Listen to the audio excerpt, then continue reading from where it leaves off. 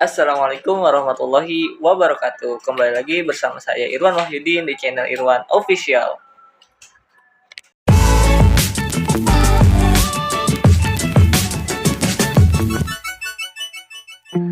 Oke teman-teman, apa kabar semuanya? Semoga dalam keadaan yang sehat-sehat saja. Nah, kembali lagi bersama saya untuk menghibur atau memberikan informasi kepada teman-teman sekalian. Namun pasti ada teman-teman sekalian yang baru menonton dari channel YouTube saya ini. Lalu apa sih tujuan saya membuat channel YouTube ini? Tujuan saya membuat channel YouTube ini yang pertama adalah untuk memberikan informasi maupun pembelajaran-pembelajaran agar bisa diterapkan dalam kehidupan bermasyarakat di sekitar kita. Itu adalah contoh salah satu tujuan saya membuat channel YouTube ini. Dan kali ini saya ingin membuat video mengenai presentasi saya untuk memberikan pembelajaran.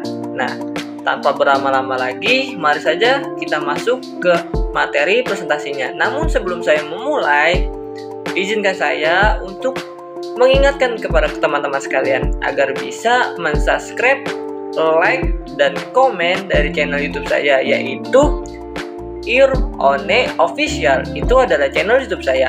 Dan jangan lupa untuk memfollow IG saya, yaitu Irwan_ID17. Itu adalah akun Instagram saya agar tidak ketinggalan dari video-video yang akan saya upload nanti.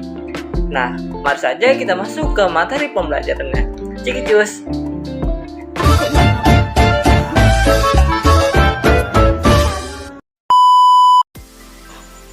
Oke teman-teman, sekarang kita masuk ke materi pembelajaran kali ini. Untuk materi pembelajaran kali ini, kita akan mempelajari mengenai yang dimaksud dengan ekonomi mikro. Apa sih dari ekonomi mikro itu? Dan apa saja yang akan kita bahas? Namun sebelum saya bahas, yang saya hormati Ibu Merintan Deliana Simbolon selaku dosen pengampu dari mata kuliah pengantar ekonomi mikro. Nah, sebelum saya masuk, izinkan saya untuk memperkenalkan diri terlebih dahulu. Kenalkan, nama saya Irwan Wahyudin dari Prodi Akuntansi.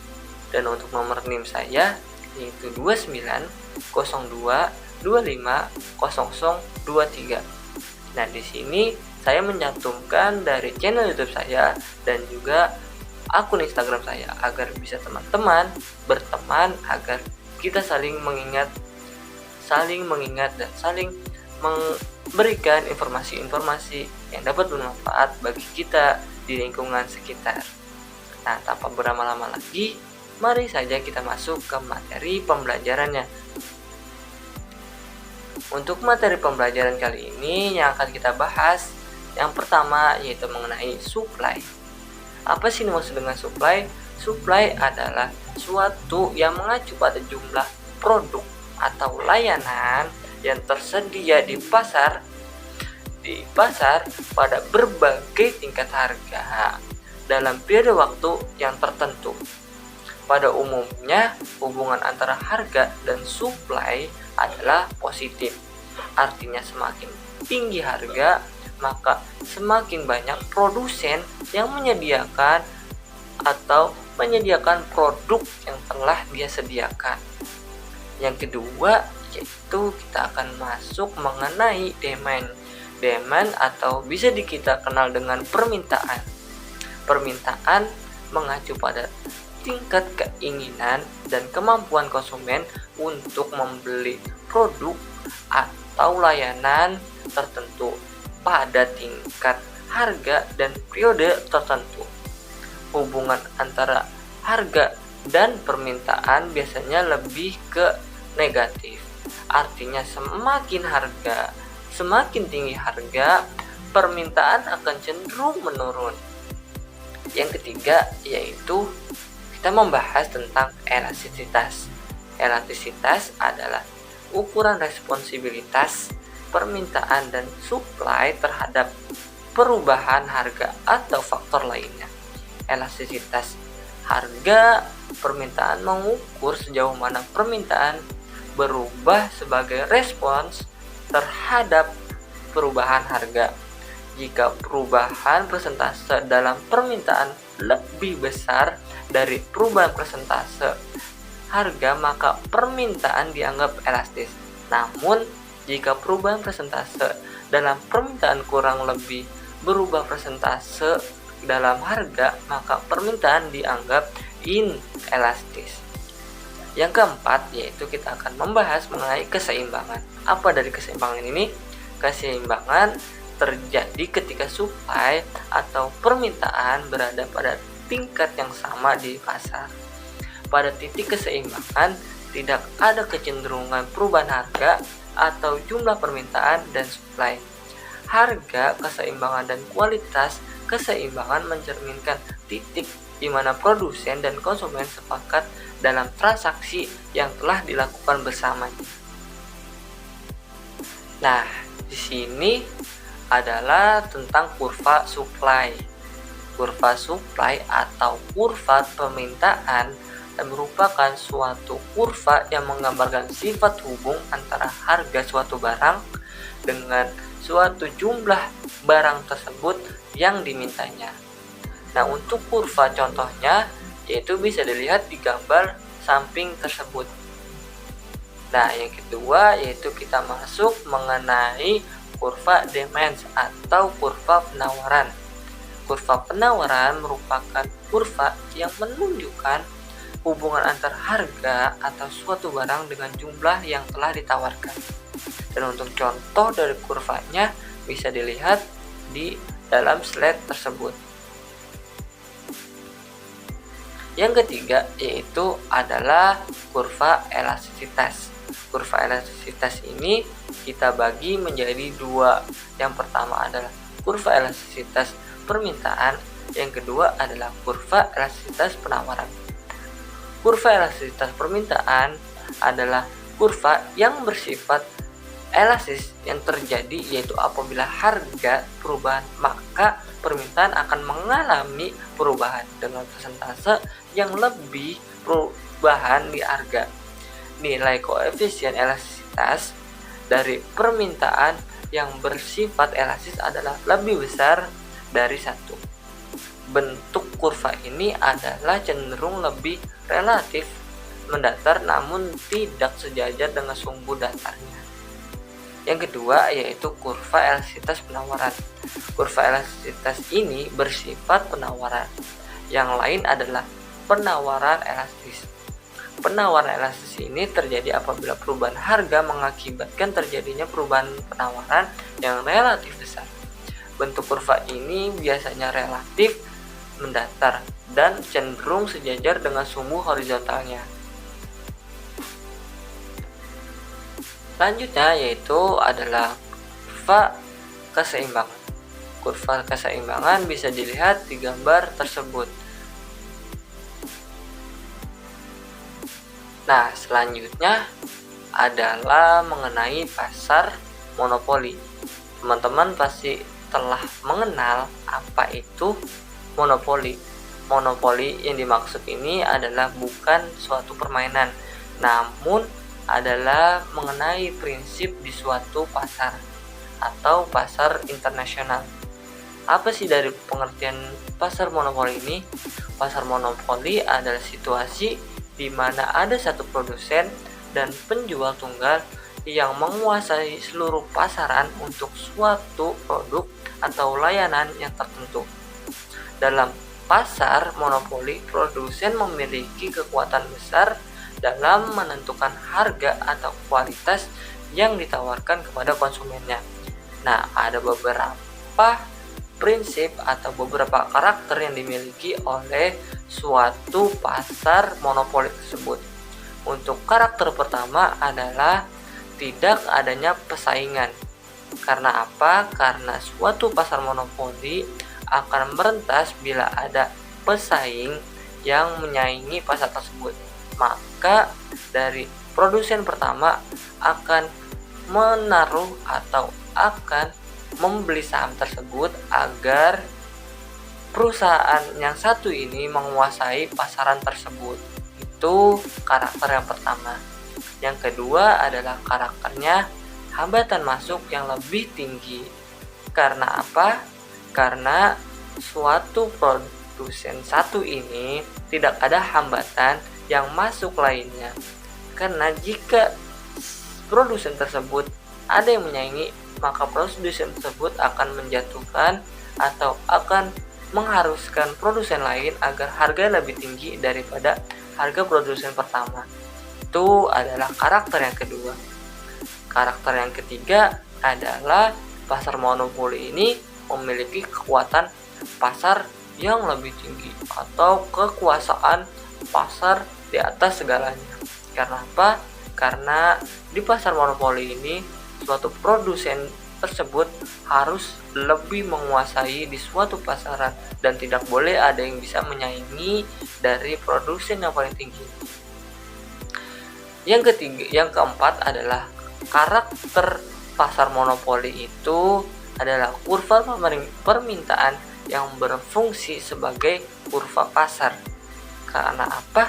Karena kurva pasar itu lebih menawarkan atau lebih banyak penawaran yang masuk ke pasaran. Itu adalah kurva yang dimiliki di pasar atau bisa disebut dengan kurva pasar. Nah, tadi kita mengenal pengertian dan juga karakter yang ada di pasar monopoli. Sekarang ada juga beberapa dampak yang ditimbulkan dari pasar monopoli tersebut.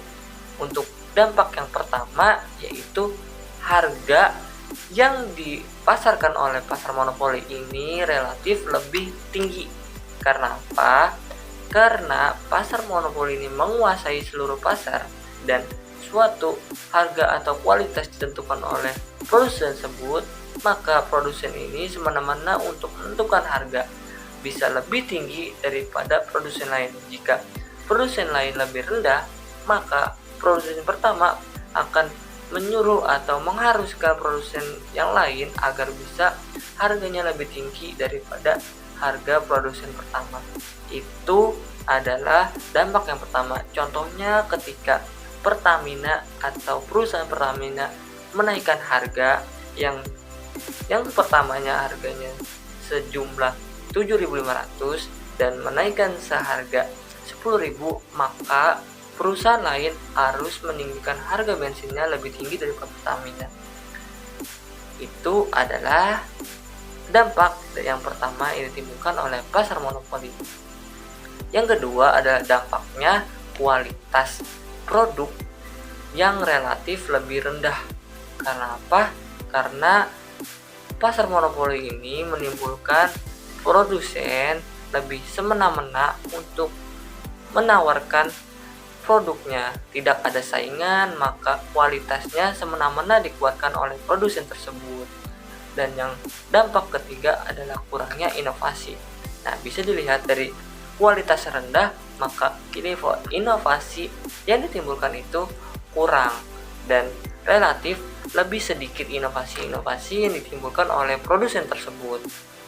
Itu adalah dampak-dampak timbulnya di suatu pasar monopoli. Nah, tadi kita masuk ke materi tentang pasar monopoli. Di sini ada juga namanya pasar persaingan sempurna. Apa sih yang dimaksud dengan pasar persaingan sempurna? Pasar persaingan sempurna adalah jenis pasar di mana terdapat banyak produsen dan konsumen yang tidak memiliki kekuasaan pasar yang signifikan. Di pasar ini tidak ada produsen atau konsumen tunggal atau satu yang dapat mempengaruhi harga pasar atau suatu kualitas produk tersebut. Dan ada juga beberapa karakter yang dimiliki oleh pasar persaingan sempurna. Yang pertama yaitu banyaknya penjual dan juga pembeli. Bedanya dengan pasar monopoli tadi, jika pasar monopoli hanya memiliki satu produsen dan memiliki banyak konsumen, dan sedangkan di pasar persaingan sempurna, maka di sini ada banyak penjual dan ada banyak pembeli. Yang kedua yaitu produk homogen. Yang ketiga adalah transparansi informasi. Yang keempat adalah mobilisasi faktor produksi. Yang terakhir atau yang kelima adanya ketidakberdayaan pasar. Ketidakberdayaan pasar itu adalah karakter dan juga pengertian dari pasar persaingan sempurna. Lanjut, kita akan membahas yang namanya produsen. Apa sih yang disebut namanya produsen? Dari tadi saya membahas tentang produsen, namun kita belum mengetahui pengertian dari produsen tersebut. Pengertian dari produsen adalah entitas yang bertanggung jawab atas produksi barang atau jasa. Mereka sumber daya ekonomi seperti tenaga kerja, modal, bahan baku untuk menghasilkan barang atau jasa, atau bahan baku untuk menghasilkan barang atau jasa yang akan dijual kepada konsumen. Tujuan utama produsen adalah menghasilkan keuntungan dengan menjual produk mereka dengan harga yang lebih tinggi daripada biaya produksi. Produsen berupaya memaksimalkan keuntungan mereka dengan mengoptimalkan produksinya, mempertimbangkan faktor-faktor seperti biaya produksi, efisiensi, dan juga inovasi. Ini adalah pengertian dari produsen. Lanjut, kita ngebahas mengenai konsumen. Tadi ada produsen, maka harus ada namanya konsumen. Karena tidak ketelepasan antara produsen dan juga konsumen di suatu pasar. Apa sih ini maksud dengan konsumen? Konsumen adalah orang atau rumah tangga yang membeli dan menggunakan barang atau jasa yang dihasilkan oleh produsen. Peran konsumen ini adalah sebagai permintaan dalam pasar. Mereka memiliki produk yang memenuhi kebutuhan dan ingin mereka dasarkan atas referensinya, harganya, dan juga ketersediaan. Tujuan konsumen adalah memaksimalkan keputusan dan utilitas mereka dengan mengalokasikan pendapatan mereka yang dialokasikan secara bijak dan memberi barang jasa yang memberikan keuntungan atau manfaat yang sebesar-besarnya bagi mereka. Itu adalah pengertian dari konsumen. Dan lanjut, kita akan membahas mengenai pemerintah. Tadi kita membahas tentang yang namanya produsen, ada juga konsumen. Nah, dari kedua ini kita harus mengenal yang namanya yang ketiga adalah tentang pemerintah. Apa sih yang dimaksud dengan pemerintah? Yang teman-teman tahu, pemerintah adalah sesuatu yang dipegang di suatu negara. Bisa DPR, MPR, presiden, dan lain sebagainya. Iya, betul, itu adalah pemerintah. Nah, lalu apa sih pengertian dari pemerintahan tersebut? Pemerintah adalah suatu yang memiliki peranan penting dalam regulasi dan juga pengawasan pasar. Pemerintah dapat mengambil berbagai tindakan untuk mengatur aktivitas ekonomi, melindungi hak konsumen, mendorong persaingan yang sehat, dan menciptakan kebijakan ekonomi yang bertujuan untuk mensejahterakan rakyat banyak. Itu adalah pemerintah.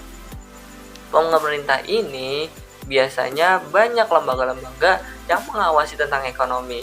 Contohnya tentang keuangan, adalah BPK. Contohnya tentang ekonomi bisa diawasi dengan Menteri Pemberdayaan Manusia dan lain sebagainya. Itu perannya dari pemerintah. Lanjut, kita bisa melihat ada beberapa pendapat tentang dan tujuan perusahaan yang memaksimalkan keuntungan. Untuk pendapat yang pertama, yaitu tujuan perusahaan untuk memaksimalkan keuntungan adalah tujuan yang umum yang sering diadopsikan secara konteks dalam ekonomi pasar. Pendekatan ini didasarkan pada asumsi bahwa perusahaan beroperasi dalam lingkungan suatu pasar yang kompetitif atau persaingan, di mana tujuan utama mereka adalah mencapai hasil finansial yang menguntungkan. Itu adalah pendapat saya. Nah, lanjut, yaitu ada beberapa macam argumen yang mendukung tentang pendapat tadi, yaitu yang pertama, efisiensi alokasi sumber daya. Dengan memaksimalkan keuntungan, perusahaan diharapkan akan mendorong efisiensi dalam alokasi sumber daya alam. Yang kedua, yaitu pertumbuhan dan juga investasi. Dengan memaksimalkan keuntungan, perusahaan memiliki sumber daya yang cukup dan melakukan investasi dan juga ekspansi bisnisnya. Dan yang argumen yang ketiga adalah menciptakan nilai bagi pemangku kepentingan. Dalam rangka memaksimalkan keuntungan, perusahaan juga harus mempertimbangkan kepentingan pemangku kepentingan lainnya seperti pemegang saham, karyawan, konsumen, dan lain sebagainya. Itu argumen yang mendukung atas pendapat yang telah saya sampaikan tadi barusan. Lalu ada beberapa macam atau pendapat lainnya adalah pentingnya juga untuk mengingatkan bahwa tujuan perusahaan untuk memaksimalkan keuntungan bisnis atau suatu perusahaan harus diimbangkan dengan tanggung jawab sosial dan juga etika. Perusahaan juga harus mempertimbangkan dampak terhadap lingkungan, masyarakat, dan juga karyawannya mereka. Nah, ada penerapan praktik bisnis yang bertanggung jawab secara sosial dan lingkungan adalah aspek penting dalam mengembangkan reputasi perusahaan dan mempertahankan hubungan yang baik dengan pemangku kepentingan lainnya. Selain itu, ada juga pandangan untuk berpendapat bahwa perusahaan tidak hanya harus memaksimalkan keuntungan, tetapi harus memperhatikan kepentingan sosial dan lingkungan yang lebih luas. Konsep seperti tanggung jawab sosial perusahaan atau bisa disingkat dengan CSR dan pembangunan berkelanjutan menggarisbawahi kepentingnya keterlibatan perusahaan dalam mencapai keadilan sosial, menjaga lingkungan, dan juga memberikan manfaat yang lebih luas bagi masyarakat umum. Ini adalah pendapat yang telah saya sampaikan. Nah, sekarang tadi saya sudah beberapa panjang lebar menjelaskan mengenai prinsip ekonomi atau ekonomi mikro. Nah, sekarang saya ingin tutup presentasi kali ini. Sebelum saya tutup, kepada teman-teman sekalian agar bisa mensubscribe, like, and comment dari YouTube saya dan juga memfollow IG saya agar saya terus mengembangkan atau terus memberikan informasi-informasi dan pembelajaran-pembelajaran agar bisa digunakan kepada teman-teman sekalian. Nah, dari saya cukup sekian. Bila ada perkataan atau perbuatan yang menyinggung hati teman-teman sekalian, saya mohon dibukakan pintu maaf yang sebesar-besarnya. Dari saya cukup sekian. Assalamualaikum warahmatullahi wabarakatuh. Selamat malam semuanya. Ciki cus.